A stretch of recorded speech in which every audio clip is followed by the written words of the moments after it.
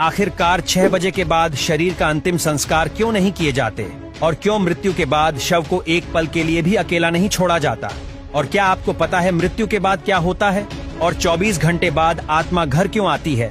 और मृत्यु के बाद 13वीं क्यों मनाई जाती है? क्या 13 दिनों तक मृतक की आत्मा घर पर रहती है? नंबर 1, वन मौत से कुछ घंटे पहले इंसान के पैरों के नीचे से अर्थ सोल चक्र डिस्कनेक्ट हो जाते हैं।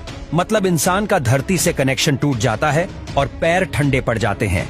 नंबर 2, मरने के बाद इंसान का उसका संपूर्ण जीवन जन्म से लेकर मृत्यु तक फ्लैशबैक की तरह स्पीड से दिखता है।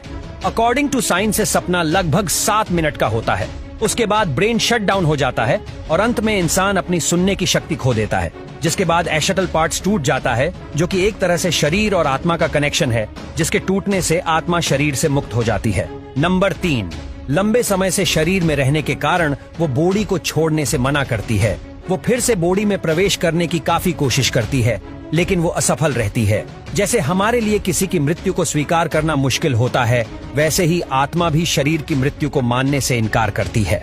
नंबर 4, शरीर छोड़ने के बाद आत्मा बॉडी के 15 फीट ऊपर हवा में तैर रही होती है। वो अपने परिजनों को रोता हुआ देखती है।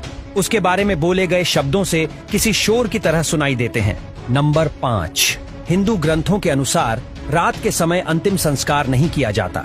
उसे सूर्य देव की पहली किरण के बाद ही जलाया जाता है। अगर किसी व्यक्ति का अंतिम संस्कार रात को किया जाए तो उसकी आत्मा प्रेत योनि में प्रवेश करती है, जिसके बाद वो सदा के लिए हमारे डायमेंशन यानी कि आयाम में भटकती रहती है। नंबर 6, मृत्यु के बाद शव को एक पल के लिए भी अकेला नहीं छोड़ा जाता। अगर शव को रात भर घर में रखा जाए तो संपूर्ण परिजन रात भर शव को जागते हैं। एक बार एक गांव में एक शव को कुछ फलों के लिए अकेला छोड़ दिया गया, जिसके बाद बाहरी प्रेतों ने उसके ऊपर कब्जा कर लिया और मृत्यु बॉडी ने पूरा गांव जला दिया।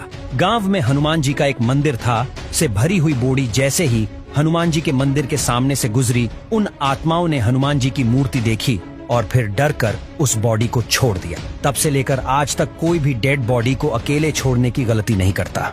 नंबर 7, अंतिम समय में 2 यमदूत आते हैं। वो मरने वाले के साथ जैसा उसने संपूर्ण जीवन लोगों से व्यवहार किया था, ठीक वैसा ही व्यवहार उसके साथ करते हैं। अगर मरने वाला अच्छा आदमी है तो वीजली प्राण त्याग देता है, परंतु वो पापी है तो यमदूतों के टॉर्चर से वो तड़प तड़प कर मरता है। नंबर 8, एक जिसके बाद आत्मा को एक प्रकाशमय गुफा से होते हुए यमदूत यमलोक लेके जाते हैं।